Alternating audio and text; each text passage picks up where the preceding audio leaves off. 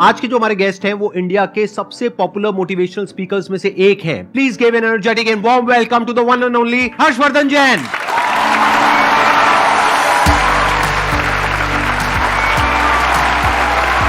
क्या हालचाल जी? Same to same.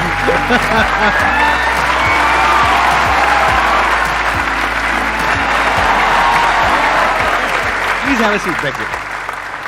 आप में से कितने लोग जानते हैं इनको, जिन्होंने कभी ना कभी इनकी कोई ना कोई वीडियो देखी है? सब जानते हैं सर, आपके सारे फैंस बैठे हैं यहाँ पर। तो अपना Q&A सेशन स्टार्ट करते हैं। सर हम जैसे ह्यूमन स्पीसीज अपने आप को ह्यूमन क्या नाम है सुपर क्रिएचर बोल रहे हैं, तो हम ये सुपर क्रिएचर किस बिहाफ पे बोल रहे हैं कि हमने सभी स्पीसीज को ओवरकम कर लिया, या हम जो अल्टीमेट पावर है उसके मकसद को साकार करने के वे में बोल रहे हैं? मानवता के सबसे चेतना के ऊंचे स्तर पे अगर कोई है वो मनुष्य है। ये जीव जो है ना, ये जीव के भीतर जितनी शक्तियां, उसका चेतना का जबरदस्त विकास, जो पराकाष्ठा है ना, वो मनुष्य ही कर पाता है। अब आपको अपना विकास करना है तो अपनी चेतना के स्तरों को ऊपर उठाना होगा। सर के बहुत सारे ऐसे सेशन हैं जो स्पिरिचुअल चैनल के ऊपर हैं, आप देखोगे तो पाओगे आपके भीतर की चेतना ऊर्जा बहुत जबरदस्त है। टमाटर के भीतर भी जो रंग महकता है ना, वो उसकी वजह से। अभी जैसे ये शरीर चमक रहा है, लेकिन अगर गिर जाता है तो 2 घंटे में सड़ने लगता है, 4 घंटे में कीड़े पड़ने लगते हैं। फिर वो चमक है किसकी? तो वो जिसकी महिमा है, वो जिसकी महिमा है ना, उसकी महिमा आनी चाहिए। वो महिमा आ गई तो चेतना ऊपर ही उठती है। एक छोटा सा लाइन गा के सुना दूं प्लीज? हाँ। खटकती है रागादिक परिणति विकारी, स्वभाव के सन्मुख ये कैसे टिकेगी। समझ में नहीं आया? खटकती है रागादिक परिणति का मतलब है संसार की सारी बुराइयां बताओ अपने को खींच रही है कि नहीं खींच रही है, अपने को आकर्षित कर रही है, लुभा रही है। क्रोध है, घमंड है, अहंकार है, छल कपट है, आलस्य है, कामचोरिता है, जितनी चीजें बुराइयां वो अपने को खींच रही है। लेकिन उनके ऊपर जो सबसे बड़ा स्वभाव है ना अपना, जो आपने प्रश्न पूछा, वो स्वभाव जीव का उठना है। तीनों लोग जिसके ज्ञान में झलक जाएं, वो स्वभाव लेके पैदा हुए हो भाई। 3 लोग का नाथ आपके भीतर विराजमान है, इसलिए चेतना के स्तरों को ऊपर उठाते जाओ। बाकी के प्रश्नों के उत्तर चेतना के उठने से मिल जाएंगे। Thank you dear. बहुत बढ़िया जी। ये जो आपने क्वेश्चन पूछा है, इसके पीछे का मोटिव क्या है? क्या जानना चाहते हो आप? असलियत में जो सुपर क्रिएचर का मतलब है वो हम सबको समझ में आए। देखो, इसको ध्यान से समझो। बेसिकली आप ये कह रहे हो super creature in the sense कि हम बाकी सब जितने भी जानवर हैं और जितने भी जीव हैं, हाँ। हम उनको डोमिनेट कर सकते हैं, which is a fact. Power के वे में, नॉट फिजिकल पावर, क्योंकि फिजिकली तो हाथी हमसे ज्यादा पावरफुल है, टाइगर ज्यादा पावरफुल है, बट फिर भी हम उसको बांध सकते हैं, उसको कंट्रोल कर सकते हैं, उसको सर्कस में नचा सकते हैं। किस पावर के बेस पे? अपनी थॉट की पावर के बेस पे। तो एक है हमारी थॉट की पावर, जिसके बेस पर हम अपने आप को सुपर क्रीचर बोल सकते हैं अगर चाहे तो। उसमें कुछ भी गलत नहीं है। We are actually super creatures, क्योंकि हमारी ये जो थॉट की पावर है, इससे हम कुछ भी क्रिएट कर सकते हैं। हम स्पेस तक पहुंच गए। तो अगर ये एक सुपर क्रिएचर की निशानी नहीं है तो क्या है? तो एक सुपर क्रिएचर का स्टैंड पॉइंट हो सकता है जो पावर्स हैं हमारे थॉट की, वो हमारी फिजिकल पावर्स नहीं है, वो थॉट की पावर है, माइंड की पावर है, इंफॉर्मेशन की पावर है, डेटा की पावर है। ये अलग अलग वर्ड्स में यूज कर रहा हूं, है एक ही चीज। Without information there is no mind. ये सब नॉलेज की, इंफॉर्मेशन की, साइंस की, डेटा की, इन सब चीजों की पावर है। तो एक तो पावर ये है जिसके बेस पर आप अपने आप को सुपर क्रीचर बोल सकते हो, विच इज अ फैक्ट। एक दूसरी पावर है जिसके बारे में बहुत ही कम लोगों को पता है। पहला है इस दुनिया का ज्ञान, उसको अनात्म ज्ञान बोलते हैं, यानी चीजों का ज्ञान। दूसरा है आत्मज्ञान। आत्मज्ञान मतलब, आत्मा मतलब मैं, कोई भूत प्रेत नहीं, जैसा मूवीज में देखते हैं, राइट? आत्मा मतलब मैं। तो मेरा ज्ञान, मैं कौन हूं, तो वो जो ज्ञान है, अगर वो आपको हो जाता है, और हो जाता है मतलब अपने आप नहीं हो जाएगा, ऐसा नहीं आप रात को सोए और सुबह उठे और अपने आप हो गया, ऐसा नहीं होता। जैसे हर ज्ञान में होता है, ऐसे इसमें होता है। स्टडी करना पड़ता है, समझना पड़ता है, क्वेश्चनिंग करनी पड़ती है। जो समझ आया उसको फिर क्वेश्चन करना पड़ता है, फिर एंड तक जाना होता है। फिर not just theoretically but experientially you know what you are. और फिर वहां पर एक महावाक्य है, अहम ब्रह्मस्मि, मैं ही वो हूं, तत्त्वमसि, आप ही वो हो। वो मतलब क्या? The supreme reality, the supreme truth of this universe, you are that. तो वहां तक आप पहुंच जाते हो, not just theoretically but experientially.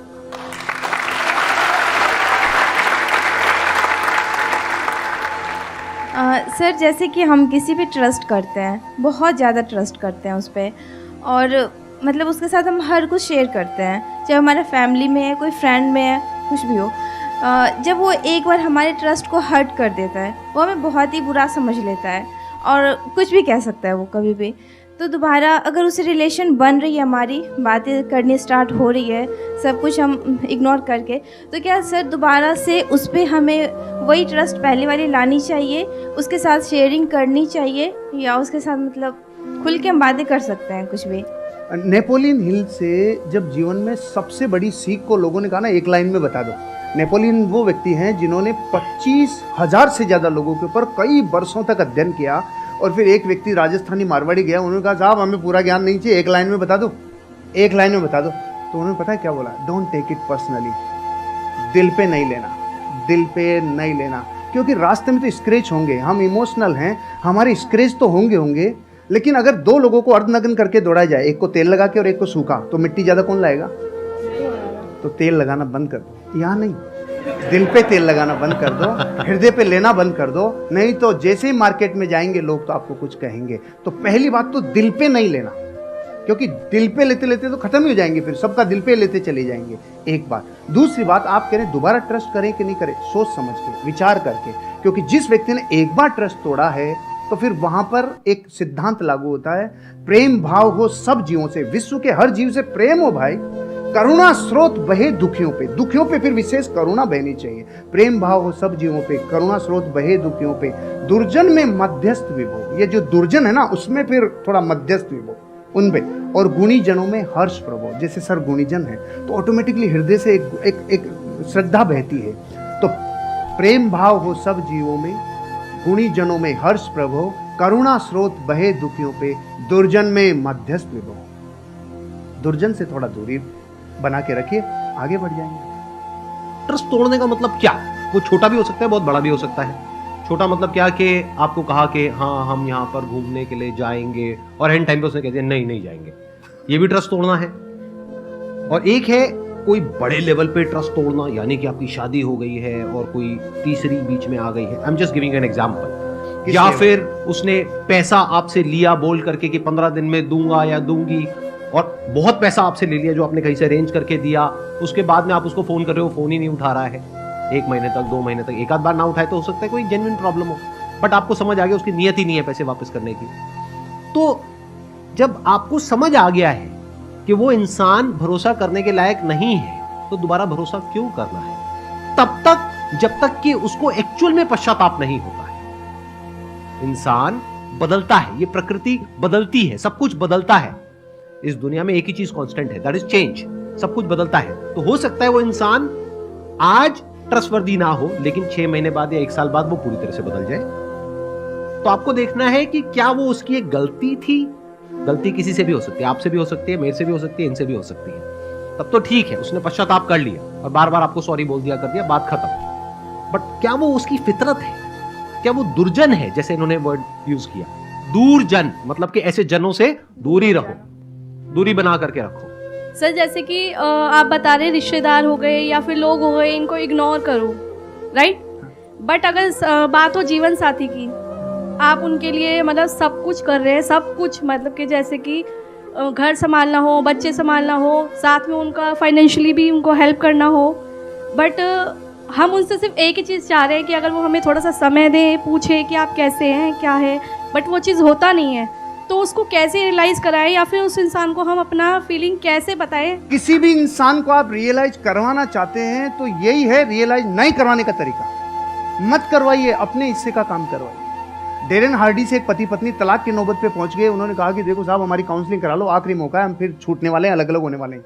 उन्होंने अलग अलग काउंसलिंग की और पूछा उनसे कि आपके जीवन में इस रिश्ते को निभाने के लिए आपका योगदान कितना % है।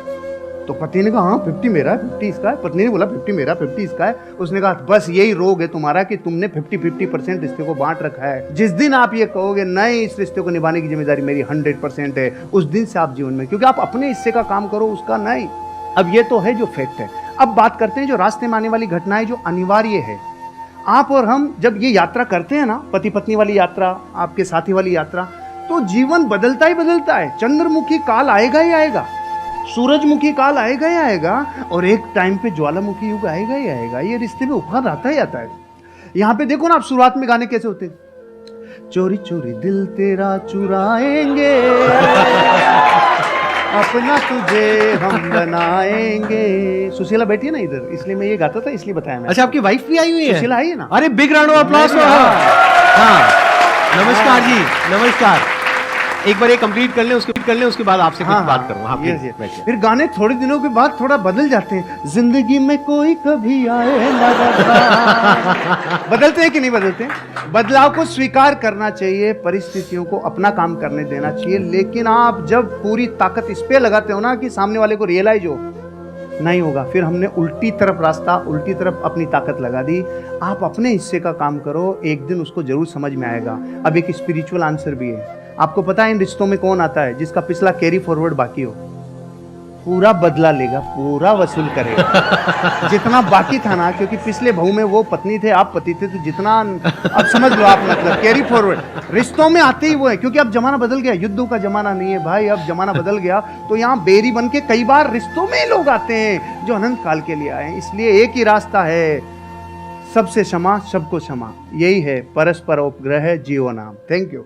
थैंक यू जी, बहुत बढ़िया। अच्छा, अब मैं एक बार, आपकी वाइफ भी आई हुई है, हाँ, उनसे कुछ बात कर सकता हूँ, कुछ पूछ सकता हूँ? एक बार माइक उनको दिया जाए। हाँ, जैसे इन्होंने बताया एक काल के बारे में, स्पेशली वो मेरे को काल काफी इंटरेस्टिंग लग रहा है, ज्वालामुखी काल। तो ये काल अभी नहीं आया हमारे बीच। अभी तक नहीं आया। मतलब शादी को कितने साल हो गए आप लोगों के? 17-18 साल हो गए। 17 साल, 17.5 साल। इनके बारे में कुछ ऐसा बताइए जो हम लोगों को नहीं पता है, मतलब किसी को, पब्लिक को नहीं पता है, अच्छी क्वालिटी और ऐसी कुछ नेगेटिव क्वालिटी। एक्चुअली सर ये ऐसे ही है कि कुछ भी ढका हुआ रखते ही नहीं, जो है ना, जो सबके सामने है। ये तो हो गई अच्छी क्वालिटी। जो हर इंसान में कुछ प्लस भी होता है, कुछ माइनस भी होता है। जो सर सुनना चाह रहे हैं ना वो बोल। ऐसा तो मुझे कुछ याद नहीं आ रहा कि कुछ नेगेटिव तो कुछ मुझे लगता नहीं है। हाँ, इन दिनों जरूर हुआ है कि थोड़े से फेमस हो गए हैं, तो हम दोनों कहीं अकेले निकलते हैं कि चलो थोड़ा टाइम के लिए स्पेंड कर ले, और मार्केट में जाते हैं, सर सेल्फी ये, तो वो थोड़ा एक मुझे नेगेटिव लगता है। लेकिन इनकी पर्सनैलिटी में कुछ भी नेगेटिव नहीं है वो। अच्छा, सच सच बताना, जब जैसे आप कहीं गए मार्केट में, अब एक तो है कि कोई लड़के आकर के फोटो खींच रहे हैं, चलता है। एक है कोई सुंदर सी कन्या आई कि सर मैं आपकी बहुत बड़ी फैन हूँ सर, और उसने आकर के, ऐसा होता है, और उसने आकर के मोबाइल आपको पकड़ा दिया, फोटो खींचो। तो ऐसे में क्या होता है? सुनने दो, मैंने भुगता हुआ है इसलिए मैं पूछ रहा हूँ। नहीं, ऐसे में ऐसा होता है कि सर फिर किस थर्ड पर्सन को बुलाते हैं कि भैया आप मोबाइल ले, सुशीला आप भी आओ हमारे साथ, फिर हम तीनों की पिक्चर, मैं इसको साथ अकेले किसी लड़की के साथ। अच्छा, अकेले लड़की के साथ फोटो नहीं खींचते हैं? मैंने आज आपको पर्सनली पहली बार देखा है। मतलब आप जैसे मोबाइल में देखती हूँ मैं, उससे बहुत ज्यादा स्मार्ट और अच्छे लग रहे हैं। सर आपका क्या कहना है इस बारे में? सर मेरे से ज्यादा यही देखती है। अच्छा, और मैं जब नहीं देख पाता और इतना ज्यादा व्यस्त रहता हूँ, तो ये मेरे को पूरी रिपोर्ट देती है, आज की वीडियो में ये था, आज की वीडियो में था, पूरी समरी मेरे को आपको यही देती है। सर हमारा से आप दोनों की जोड़ी बहुत अच्छी है, और may God bless you. Thank you sir, thank you. हाँ, आपकी और मैम की भी बहुत अच्छी है। मैंने आपका वीडियो देखा था, आपने हमारा वीडियो देखा था? मैंने रिपीट 2-3 बार देखा कि कितना अच्छा बोलती है। मतलब मैं कैमरा फ्रेंडली नहीं हूँ। अभी आपसे बात करी तो अच्छा, अभी मेरे सामने कैमरा आ जाएगा तो मैं बोल नहीं पाऊंगी। तो इसलिए तो मैम बहुत अच्छा बोलती हैं। आप मेरी तरफ से उनको बहुत बहुत congratulation. Done, I'll pass on your message, please. बैठिए। अब एक काम करते हैं छोटा सा, अगर आप लोग हाँ कहो तो, पहले ही हाँ, पहले सुन तो लो। मैं पिछले कुछ टाइम से मेंटलिज्म सीख रहा हूं, तो इनके साथ कुछ किया जाए। आप में से कोई भी मेरे को अपना आईफोन दे दीजिए। मेरे वापस नहीं आए, हो सकता है वापस ना आए, मतलब ये तो गुरु दक्षिणा है भाई, चल जाएगा अगर अरे भाई नहीं। अरे प्रभु, कोई भी पर्सन का नाम सोचिए अपने माइंड में जो बहुत फेमस हो। वो एंटरप्रेन्योर भी हो सकता है, हॉलीवुड का भी कोई सेलिब्रिटी हो सकता है, बॉलीवुड का भी हो सकता है, हो भी सकती है, मेल फीमेल कोई भी हो सकता है, सोच ली, बिजनेसमैन भी हो सकता है, कोई फेमस इंसान। आप किसी को दिखाएंगे नहीं, बिल्कुल अपने पास रखेंगे, ताकि पीछे भी कोई छुपा हुआ कैमरा हो सकता है, कहीं भी कुछ भी, बिल्कुल पास जा करके आराम से बस उस इंसान का नाम आप यहां पे टाइप कर देंगे, किसी को दिखाना मत। आप मुझे बस ये बता दो, जिस भी इंसान के बारे में आपने सोचा है नाम क्या है? वो इंडिया से है? अरे नाम नहीं है। उसका नाम क्या है मैं गूगल में एंटर करके सबको दिखा दूंगा, देखो मैजिक। अरे नहीं भाई नहीं, एक मिनट, आप मुझे बस इतना बता दो, जिस भी इंसान के बारे में आपने सोचा है भारत से। इंडिया से है, एक बार आप आराम से उनकी फोटोज को देखिए, सिर्फ देखना है पास से। हाँ, एक बार और देखिए। I am already having something in my mind. मैं आप लोगों को दिखा रहा हूं मैंने किसको ओपन किया, आप बाद में दिखाना। सबको दिख रहा है? कोई बोलना मत, बोलना मत, बोलना मत, बोलना मत, देखते जाओ। वो दिखाएंगे तब पता लगेगा कि एक्चुअल में ये है या नहीं है। ये मैंने गूगल ओपन किया हुआ है।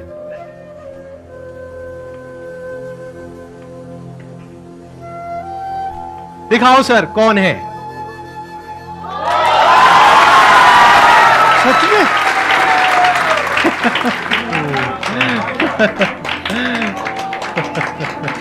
ये तो सर मिरेकल है, वाकई में मिरेकल है सर। Great sir, great. देख रहा हूं